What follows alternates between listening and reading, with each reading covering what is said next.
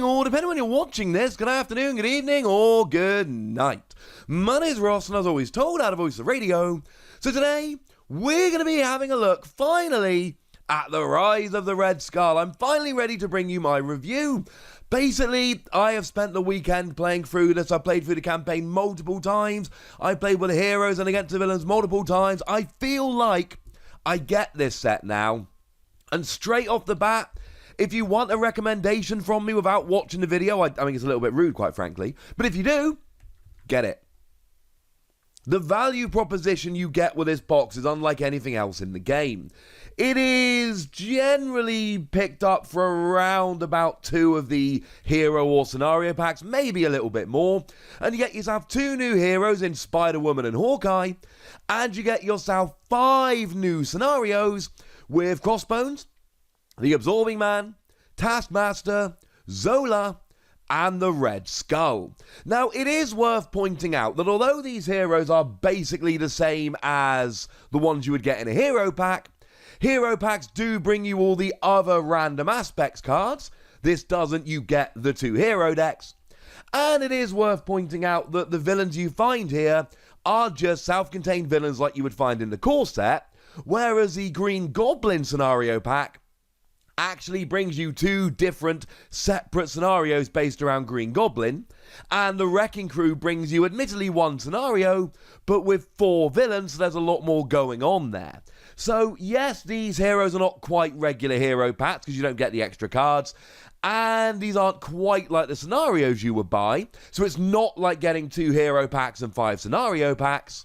It is still phenomenal value, and honestly, when it comes down to sitting and playing the game, it feels like you're getting 2 new heroes and 5 new villains. It doesn't feel like you're not quite getting 2 hero packs and 5 scenario packs.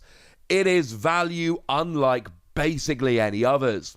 So we're going to talk about the actual campaign in a moment, but I am just going to give you a very, very quick run through of the heroes and villains. They will all be getting their own reviews later on in the week. It's kind of like review week for Rise of the Red Skull. I can't do them all justice in this one video. It would be about a 90-minute video, but I can give you a little bit of a taste. Now, Spider-Woman might be my new favourite hero. She is challenging Doctor Strange for best hero. You see, Spider-Woman has got the skill Superhuman Agility that says every time you play an aspect card, Spider-Woman gets +1 fort, +1 attack, and +1 defense. But Jessica Drew lets you build your deck with 2 aspects. She comes out the box with aggression and justice. Sadly, protection gets no love in this box. And all of her Spider-Woman cards are joint. So Containment Immunity is a Spider-Woman card, but it's also a protection card. 2 cost gives you tough and heals free. Incidentally, very, very nice card. And then you've got Pheromones, which stuns and confuses an enemy for 2. Again, that is a phenomenal card, which has won me games. And it's both Spider-Woman and Leadership. It is not unusual to play 2 different aspects during your turn, and then have thwart of free, attack of free, defense of free, which is a little bit nuts. Plus, you've often got combat training in play, which will actually put you up to 4 attack. And then the best thing about Spider-Woman is self-propelled glide that lets you ready Spider-Woman and give her aerial until the end of the round. And don't even worry about aerial. There are multiple turns where I've been hitting for 8 with Spider-Woman. She might be my new favourite hero, especially given you've got so many options with so many different aspects in her deck. And that's just the out-the-box deck. You can make it with whatever you like. Hawkeye is a very fun, very thematic hero, and I've played a lot of games with Hawkeye, and I don't like Hawkeye as much. Hawkeye, now in Alter Ego, in Clint Barton, you basically get to spend 1 resource to search your deck and discard pile for Hawkeye's bow. But Hawkeye's bow is free, so basically you discard a card from your hand and you get Hawkeye's bow. And that gives you +1 attack and gives each of your arrow attacks ranged, i.e. they ignore retaliate, which is kind of good. And essentially it really is all built around the arrows. Now when Hawkeye works, he's phenomenal, because you get Hawkeye's Quiver, a 1-cost upgrade, that lets you basically search the top 5 cards of your deck, attach an arrow to it, And then you can use it this turn or in some future turn as if it were just in your hand. So you can stash arrows for the future. There's then a couple copies of Expert Marksman, which let you exhaust it to generate a resource for an arrow event. And then you're just sitting there doing things like using Cable Arrow to remove free threat from a scheme ignoring crisis icons. Vibranium Arrow to deal 6 damage with piercing. To do Electric Arrow, which does 3 damage and stuns, or Sonic Arrow that does 3 damage and confuses. When Hawkeye works, he is phenomenal, but there are too many games where you don't draw Hawkeye's quiver fast enough, and you don't draw the right arrows, and it can be a little bit rough. Now, Crossbones, moving over into the villains, is a very interesting villain indeed.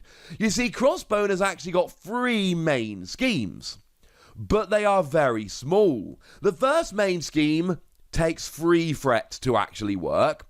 The second takes 6 and the third takes 5.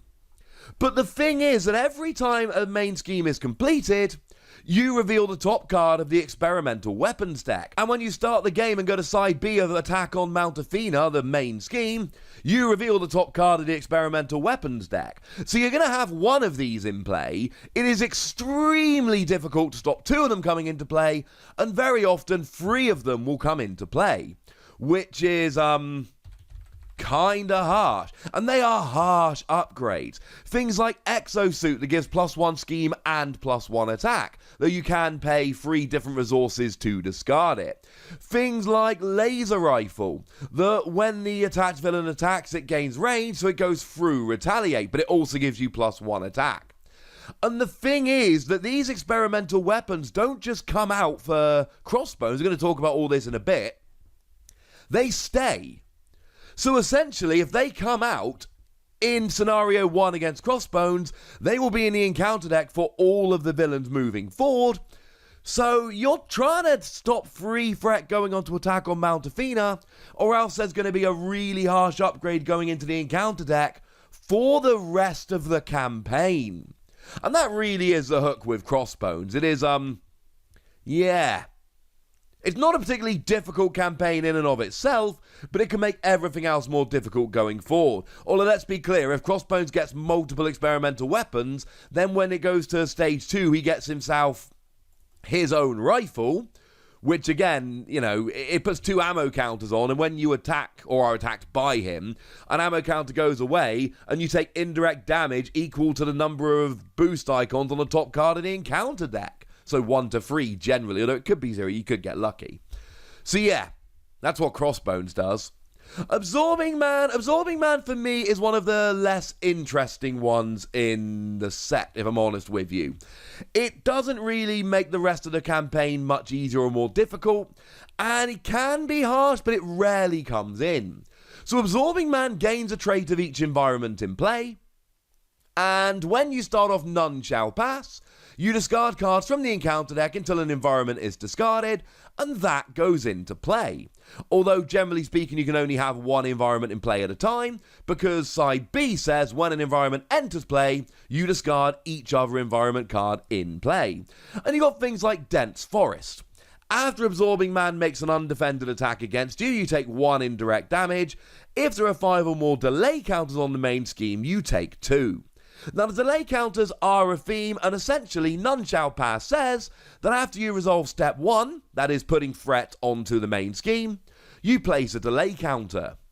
So essentially, once your villain's had 5 turns, things get a lot more difficult. So this is very much a scenario which is asking you to take it down as quickly as you're able to do so. And it can get really mean. I mean, when stage 2 comes out, if Super Absorbing Power is in play, you get an encounter card. Otherwise, you put Super Absorbing Power into play. And that is a side scheme that will give Absorbing Man all of the traits. And then there are 3 copies in the deck of Omnimorph Duplication, which will essentially do something for each trait. Exhaust for Ice, give Absorbing Man a tough status card and heal 1 for Metal. Give him a face-down boost card for Stone, or discard a random card from your hand for Wood. And clearly, if that comes out when Super Absorbing Power is in play, yes. And that does come out if it comes out as a boost card. Boost will reveal the card. But it's only got 3 schemes, so that treachery would have to come out. Probably the 1-turn super absorbing power is in play, which you can usually avoid. Now, Taskmaster is a very, very interesting villain indeed, because he hates hero form. When you turn into hero form, you've got to discard the top card of the encounter deck and take damage equal to the number of boost icons on that card. Sometimes you'll get lucky and there won't be any. Sometimes you'll get very unlucky and there will be 3. But the main scheme hunting down heroes says that after you resolve step 1 of the villain phase, that is putting scheme on the main scheme or threat on the main scheme, you've got to choose to either place another threat on or take 1 damage. So you really are being punished for being in hero form. And certainly if you can stay in alter ego form and have allies and your other cards, your events, etc., taking out Taskmaster, that clearly will be a rather large advantage. But the coolest thing about Taskmaster is that there are 4 copies of Captured by Hydra. Now, Captured by Hydra, when it comes in, you place a random set-aside captive ally face down beside this scheme. And there are 4 allies in the Taskmaster deck, like White Tiger, that you literally do just keep off to the side. When it comes out, you randomly put one underneath. And then when you defeat the scheme, that ally actually becomes yours. You put the ally into your hand, but bearing in mind they're all 0-cost allies, and they will stay in your deck for the remainder of the campaign. And White Tiger's got 3 thwart with 1 consequential damage on a free health ally that doesn't cost anything. And when you play White Tiger, you can spend a side resource to remove 3 threat from a scheme. So in terms of thwarting, she's phenomenal. Elektra is pretty much the opposite of it. You've got a free health 0-cost minion, free attack for 1 consequential damage, but when you play Elektra, you can pay a physical resource to deal free damage to an enemy. And these are huge, to the point where against Taskmaster, you might want to get Taskmaster very close to being defeated, but then wait a couple of turns to try and find another copy of Captured by Hydra, so that you can get another ally for the remainder of the campaign. They are that gosh darn good. Now, Zola comes around with Retaliate. When you attack, you take a damage, and every stage has got Retaliate, and that kind of is mean. And also, you start with Hydra Prison. Now, Hydra Prison is an interesting one, because Hydra Prison says that you essentially take a hero-specific ally. For Hawkeye, you would have to get Mockingbird. For Spider-Woman, you would have to get Captain Marvel. And you place them face down underneath Hydra Prison, and place X threat on the scheme, where X is the total cost of the allies underneath it. Now, when you defeat Hydra Prison, it gets removed from the game and you get your allies back. But if you don't defeat Hydra Prison, those allies are gone for the fight against Red Skull. There's only one more scenario after Zola. But if you don't get rid of Hydra Prison, you don't get your ally for the fight against Red Skull, which can be pretty big, quite frankly. Mockingbird is really good. I mean, Captain Marvel is also pretty good, but I found that Mockingbird was more impactful in my plays through. Now, you also do have to start against Zola with an ultimate Bioservant in play, because that's what the main scheme tells you to do, which it's only 1 scheme, 1 attack, but toughness and 4 health, and +1 attack for each attachment on it. And minions really are the theme of Zola. You've got Zola's Mutate, which, when it's revealed, you discard cards on the top of the encounter deck until a tech attachment is discarded, and you attach that to Zola's Mutate. You got Berserk Mutate with Quick Strike and 2 attack, which is kind of harsh. Quick Strike says they attack as soon as they're revealed. And we got things like Neurological Implants that give one of the minions +2 scheme, +2 attack, and +2 hit points. We got things like Test Subjects, which is only a 2 threat scheme, but it gives an extra encounter card, so you've kind of got to take it out sooner rather than later. But when it's defeated, you've got to take a minion and pop it up against you, which is mean. We got Zola's Experiments, where after a minion enters play, you attach the topmost tech attachment in the encounter discard pile to that minion. And I found when I play against Zola, what happens a lot is the minions start adding up too much, and I'm just trying to take down Zola as fast as I can. Though to retaliate is a little bit mean. And then finally you finish off against Red Skull, and Red Skull is all about the side schemes. He gets +1 attack for each side scheme in play. You start the game with the Red House in play. It's just a free threat side scheme. And you can actually use your attack value instead of your fort, so you'll take it out pretty easy. But the problem is that while it's in play, the Red Skull cannot take damage. And then there is a side scheme deck, and every turn a new side scheme is revealed. When you go to the second main scheme, New World Hydra, you reveal the top card of the side scheme deck and put it into play. And that means you're going to end up with lots of side schemes. And the deal with Red Skull is simple. If you don't keep on top of the side schemes and take them out every turn, you're probably going to lose. Now, some of them aren't so bad. I mean, Prison Camps is a free threat side scheme, but when you take it down, you get to search your deck and discard power for an ally and put it into play. So you can get someone like Goliath into play just by removing free threat, which is clearly brilliant. Something like Sense of the Past will let you put free cards through discard pile into your deck, and obviously the plan here is that it's a bit later in the game, your deck is a bit smaller, so you're going to draw those cards again nice and quickly. But then you get things like the Sleeper Awakened, which brings the Sleeper into play, and the Sleeper is a harsh minion. We actually did a whole video pretty much on the Sleeper recently. Now, those are the main heroes and villains. In terms of a campaign, the deal is this. There is a story, it's a cool story, and there's comic book art, but the story is a couple of panels that tie the fights together. You are not going to get a 20-page comic with lots of character development and emotional beats. That's not the point of it. If you think about it as a cool little comic and a rule book to guide you through the campaign, it's awesome. If you think about it as a comic set side by side with standalone Marvel Comics, it's probably not going to hold up. But it is very cool for what it is. In terms of a campaign, yes, it is a series of 5 fights in a row, but I do think that the campaign does just enough stuff to tie it all together. So we talked about in Crossbones that you will get those experimental weapons brought in, and they will stay in for the rest of the campaign, meaning that when you've got that free threat scheme, you are desperate not to get the free threat on there, or else you're going to end up being disadvantaged throughout the rest of the campaign. Also, when you complete Scenario 1, you get a chance to add a tech upgrade to your deck, and what is really cool here is that these are actually set up cards. That is to say, they will always be in play at the beginning of the game. So something like, Adrenal Stims, you discard it, remove it from the campaign log, but you ready the hero and heal 5 damage. These are single-use cards, I should add. You get them once, and then they're gone away, and you don't get them for the rest of the campaign. So you got to pick your time to get them. But when you complete Scenario 2, you get a basic condition upgrade, and these are set up, but they're also permanent. So, for instance, things like basic attack upgrade gives you an extra hit point and +1 attack. I took this one with Spider-Woman, and I was regularly having, 5 attack, which was fantastic.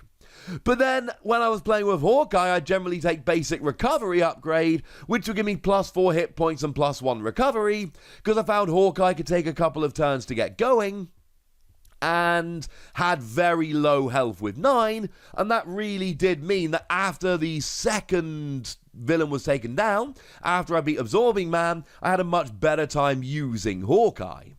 Now, in Scenario 3, that is a Taskmaster scenario, you are rescuing allies and adding them to your deck, and these are absolutely redonkulous. They are phenomenal allies. The 2 I didn't mention earlier, you've got Moon Knight, 2 thwart or 2 attack with 1 consequential damage, but when you play it, you can spend any resource and draw 2 cards, which is kind of nuts. And Shang-Chi's got the exact same stats, but when you play it, you can play an energy resource to stun an enemy. These are phenomenal allies, and if you can end up with these in your deck, you are going to have an easier time going through, because when they come out, they give you a huge advantage. In Scenario 4, you've got that Hydra Prison, which can steal your character-specific ally, which is not the end of the world. You can deal without them, but it's still a little bit mean. But if you remove Hydra Prison, you get to upgrade those condition upgrades. So things like basic attack is the same, +1 hit point, +1 attack. But after you defeat a minion, you exhaust it to draw a card. Basic recovery upgrade is the same, but after you use recovery, you exhaust it to draw a card. These are very, very cool things. And what this essentially does is it builds up a campaign where you're thinking when you're fighting Crossbones, I need to stop these experimental weapons so that they don't come out in later rounds. You're thinking against Taskmaster, I need to get some of these allies because they're awesome. You're making the decision as to which condition upgrade to take based on where you are in terms of your hero and who your friends are playing, etc. It really does make it feel like a campaign rather than a series of fights. No, it's probably not going to be as in-depth as some other living card games, but compared to the one-on-one fights or two-on-one or whatever we've been doing up to now, there is a real tangible difference between how this plays and how Spider-Man against Green Goblin would play. Now, there is an expert campaign. The expert campaign basically says that hit points carry over. So it is in your best interest to try and, again, you might delay winning for a turn or two so you can heal up. And then there are some expert campaign cards, some obligations that you can essentially take to heal up your hero. So at the beginning of each scenario, you can take an obligation, shuffle it into your deck, and then you are healed. But something like Medical Emergency might come out of your deck, and at the end of your turn, you take 1 damage in hero form, but there's an alter ego action that discards the top 5 cards of your deck, and just spend a physical resource to go ahead and get rid of it. So harsh cards that could come out and hurt you at the cost of healing up.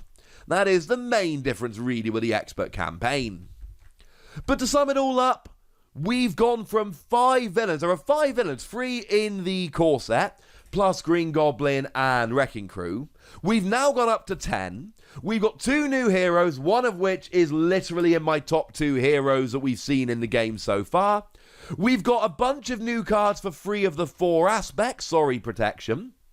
And it is worth pointing out, because Spider-Woman is dual aspect, you're not getting a full new suite of justice and aggression. You're getting about half of what you would usually get, and then you're getting a whole bunch of leadership with Hawkeye. And it does feel like a campaign. It really does feel like you are going through a series of fights where the outcome of one will affect the others, especially on Expert, where you've really got to watch your hit points, especially with Hawkeye, who Hawkeye takes a couple of turns to get rolling, quite frankly. So yeah, I mean, 2 thumbs up. I mean, 5 Wossies, quite frankly. If I'm giving this a score, I'm giving it 5 Wossies. I think the best way I can put it with this set is, if you like Marvel Champions, this should be the very first thing you buy after the core set. It is worth pointing out that in addition to the standard villain encounter set, which is always needed for the villains that aren't Wrecking Crew, there are some of the encounter sets from the core set which are literally used in the campaign here. So you do very much need the core set. But honestly, if you just bought the core set and this, you would have a lot to play around with. This would keep you busy for quite some time. Obviously, I'm the kind of guy that will buy all the hero packs and scenario packs and then review them and tell you what they're like. That's kind of my thing. But honestly, this should be considered an essential purchase. Unless you don't like Marvel Champions. But if you don't like Marvel Champions, you probably bought the core set, never played it very much, and aren't watching this video. Essentially, if you've got to this stage of the video and you've not bought Rise of the Red Skull yet, what are you doing? There we go. That's my review. But as always, if you've played this, I want to know your thoughts, your theories, your memories, your experiences. And if you haven't, I'd like to know what you think based on what I've told you in this video. Go nuts! Be nice! And then make sure you like this video, subscribe to this channel, follow me on Twitter at the Wossy. That's where we talk Marvel Champions and a bunch of other card games. And please do consider checking out patreon.com/PTCG Radio, where you can support the channel, get some bonus podcasts and all that good stuff. But by far the most important thing, as always, look after yourselves till next time, would ya?